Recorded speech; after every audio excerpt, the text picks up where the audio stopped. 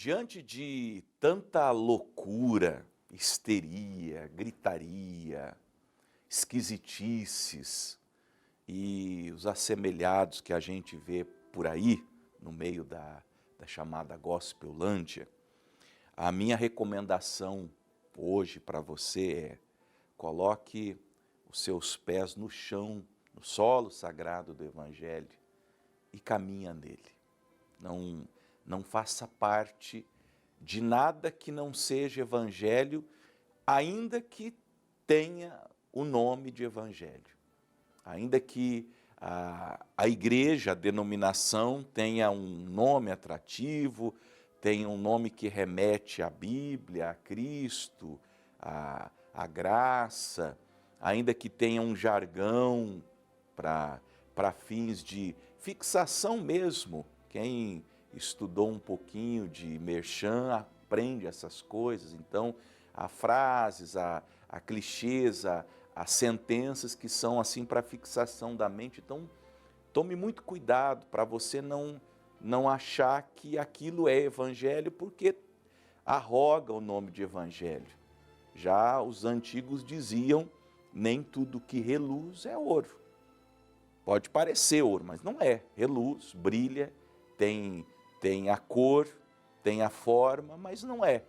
Um exame um pouquinho minucioso de quem tem algum conhecimento constata que aquilo não é ouro e não deve ser vendido como ouro, não deve ser comprado como ouro, não deve ter sido como ouro. Falo assim e quero ler para nós as palavras de Jesus em João, capítulo 5, do 39 ao 47. No Evangelho de João, 5, 39 ao 47. Aqui no capítulo 5, no capítulo 6, no capítulo 7, no capítulo 9, no capítulo 12, você vai perceber Jesus tentando, porque os fariseus, os judeus, os escribas, aquela geração já profetizada por Isaías era muito dura. E eles não queriam saber do Evangelho. Eles eram pessoas da religião, eles eram pessoas que se vangloriavam de ter o conhecimento de Deus, das coisas de Deus, mas eles não queriam o Evangelho. Eles queriam, nós vamos perceber aqui, a honra dos homens, eles queriam aparecer. Eu acho que se aqueles tempos fossem os tempos das redes sociais, a gente teria uma coisa muito parecida com o que nós temos hoje. Essa exaltação da imagem do homem, da necessidade do homem de aparecer mais do que Jesus. Veja como é um contraste entre essa geração e João Batista. Por exemplo, João Batista dizia: importa que ele cresça e que eu diminua. Quando Jesus começa a batizar mais do que o próprio João Batista, e quem começa o batismo é João, há uma ciumeira dos discípulos de João Batista, e o João Batista fala: não, gente, deixa esse negócio para lá, que ele batize mais pessoas que eu mesmo, que ele cresça, que ele apareça, que ele se destaque, porque eu vim para falar dele. Não é de mim que eu vim falar, eu não sou o noivo, eu sou o amigo do noivo. Eu não estou aqui fundando uma religião, uma ideologia, um movimento. Eu vim aqui para anunciar o Evangelho e estou feliz porque faço o papel de amigo do noivo. Quem tem a esposa é o esposo, eu sou o amigo dele, estou feliz por desempenhar o meu papel. Mas parece que as pessoas não estão felizes em desempenhar o papel, em serem como João Batista, vendo Jesus crescendo, sendo exaltado. Enfim, olha o que ele disse nessa conversa com os judeus. Examinai as Escrituras, porque vós cuidais ter nelas a vida eterna, e são elas que de mim testificam. Colega pastor da graça ou de outra denominação, padres que me assistem, eu tenho atendido padres aqui na igreja, eu sei que eles têm me assistido. você cristão antigo, você de outras denominações, você católico, você espírita, você que se diz ateu, mas gosta da explanação das Escrituras que nós fazemos aqui, você que tem no coração, sinceramente, um desejo de seguir a Jesus, mas você não se enquadra, você fala, meu Deus, eu quero Jesus, eu sinto a necessidade de seguir o Evangelho, eu tenho lido a Bíblia, mas eu começo a comparar as coisas que estão acontecendo, eu não consigo encontrar espaço. E não há mesmo, porque os movimentos que estão surgindo não estão deixando um espaço para as Escrituras, até porque as Escrituras, se praticadas, se cumpridas, elas vão, perdoa a expressão que eu vou usar, elas vão estragar o esquema. Tem um esquema, tem muita vaidade, tem muito dinheiro envolvido, tem muita coisa nesse meio que, se entrar de fato a Escritura, o negócio quebra. Essa é a verdade. Se entrar o ensino da simplicidade, o ensino da sobriedade, se o Evangelho for posto como diretriz, quando Jesus diz assim, eu não vim para ser servido, eu vim para servir. No meu reino, o maior é o menor, o maior é aquele que serve, é aquele que trabalha mais, é aquele que ajuda mais, é aquele que faz mais. É só você ver Paulo. Paulo foi o maior, por quê? Porque ele foi o menor. Paulo foi o grande, para mim, o maior cristão que já existiu, em todos os sentidos, porque ele foi o menor de todos, ele foi o que mais sofreu, ele foi o que mais apanhou, ele foi o cara que foi na frente, ele deu o exemplo, ele não mandava ninguém fazer, ele ia e fazia. E quem quis, o seguir. Por isso que ele dizia, sejais meus imitadores como eu sou de Cristo. Ele ia na frente. E como que eu resolvo isso, pastor? Jesus deu a chave aqui, o segredo, por assim dizer, o caminho, examinar as Escrituras. Pegue a sua Bíblia, presta atenção no que eu estou falando, pegue a sua Bíblia, sem preguiça, sem medo, e vai, não ler, Jesus não mandou ler a Bíblia apenas, ele mandou examiná-la, examinar as Escrituras. Peça ao Espírito Santo assistência enquanto você lê, para que ele te faça compreender as verdades contidas aqui.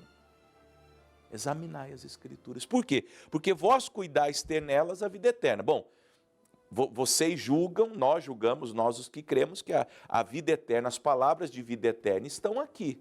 Não foi o que Pedro disse? Tu tens as palavras da vida eterna. Então, nós acreditamos nisso. Quem não acredita, não perca o tempo. Você não acredita na Bíblia, você não acredita na palavra, você acha que a palavra é obsoleta, que não é para os dias atuais. Você é igual um pastor aí de São Paulo, um tal de Ed Renekiewicz, que diz que tem que atualizar a Bíblia. Então, pega e joga fora mesmo. Joga fora, lê outra coisa, lê, sei lá. Mas se você crê na Bíblia, nas Escrituras, na Palavra de Deus, examine. Por quê? Porque nela está contida a revelação da vida eterna e é ela que testifica de Jesus. Do Gênesis ao Apocalipse, testifica de Cristo, da palavra, da salvação. Agora, qual era o problema deles e qual tem sido o nosso problema? E não quereis vir a mim para terdes vida. Olha que maldade. No fundo, eles sabiam que aquele era o Cristo, que as Escrituras apontavam para ele, que as profecias de Isaías, de Jeremias, de Amós, de Malaquias, estavam se cumprindo e se cumpriram na íntegra na pessoa de Cristo. Inegavelmente. Mas eles não queriam para ter vida. Eles eram apaixonados pela morte, pelas trevas, pela escuridão. Eles eram afeiçoados com o mal, com o pecado, com aquilo que é profano, com aquilo que é indecoroso. Então eles decidiram deliberadamente, conscientemente, não irem a Jesus. Muito pelo medo também de que, indo a Jesus, eles sabiam que teriam que tomar providências. Eu digo para vocês, nessa altura da minha vida, já como cristão, há 23 anos, pelo menos, de batizado, de ouvir, de aprender já, indo para 24, agora em setembro, 24 anos que eu comecei a me inclinar, eu ainda me surpreendo nas Escrituras, eu vou nas Escrituras e eu vejo quantas coisas eu preciso mudar, e eu me encontro, por exemplo, numa madrugada como hoje, num texto desse, e eu desmorono. Por quê? Porque eu corro o risco de estar me negando, dar um passo a mais na compreensão, no exame das Escrituras, porque ainda há coisas que tentam me prender. No caso, olha o versículo 41, Jesus falou para eles: eu não recebo glória de homens. E às vezes nesse mundo gospel, as pessoas querem glória, as pessoas querem aparecer, as pessoas querem estar em evidência. Veja os pastores famosinhos do YouTube. Calcinha apertada, camisetinha apertada, não é? São sensuais, como diz Judas. Leia a carta de Judas depois. Lá fala que eles são sensuais e não têm o Espírito Santo. Toda pessoa sensual não tem o Espírito Santo. Toda pessoa. Se você segue um pastor ou uma pastora sensual, pastora que fica mostrando os peitos aí, o decote, ela não tem o Espírito Santo, porque o Espírito Santo não habita numa pessoa sensual. Uma pessoa que tem o Espírito Santo, ela já não tem mais sensualidade. Escreve isso. Escreve isso. Você sente que tem uma coisa espiritual. Eu ia usar o termo atribuído ao Espírito, mas por respeito a quem crê lá na outra religião, eu não vou falar. Mas tem a ver com um passarinho e ele gira assim, sabe? Então, é isso aí. É o que tem acontecido. Mas bem vos conheço, Jesus falando, que não tendes o amor de Deus. Olha, eles gostavam de glória, de aparecer, de like, de curtida, de status, mas do amor de Deus dentro deles nenhum apreço. Eles veem as almas, as pessoas apenas como número, mas não têm o amor de Deus. Eles não amam as pessoas. Eles nós ganhamos alma para quem? Não é almas que eles ganham. Ali eles veem um cifrão, cada ovelhinha ali é um cifrão. É o lobo vestido de ovelha, porque a ovelha é o alimento do lobo. O lobo vê a ovelha como comida. E é assim. Eu vim em meu nome, aliás, eu vim em nome de meu Pai e não me aceitais. Se outro vier em seu próprio nome, a esse aceitareis. Jesus está falando, como que pode? Aí ele fala para as pessoas, vocês não me aceitam, não aceitam a minha palavra, não aceitam o meu ensino, não aceitam minha doutrina, não aceitam o meu evangelho, não aceitam minha graça, mas vocês aceitam tudo que aparece, cada loucurada, uma coisa mais louca do que a outra, e vocês abraçam isso. Como pode? Como podeis vós crer, recebendo honra uns dos outros e não buscando a honra que vem só de Deus? Não cuideis que eu vos hei de acusar para com o Pai. Há um que vos acusa, Moisés, as Escrituras, o Novo Testamento, Paulo, Pedro, Tiago, João. Porque se vós cresceis em Moisés, nas Escrituras, crerias em mim, porque de mim escreveu ele.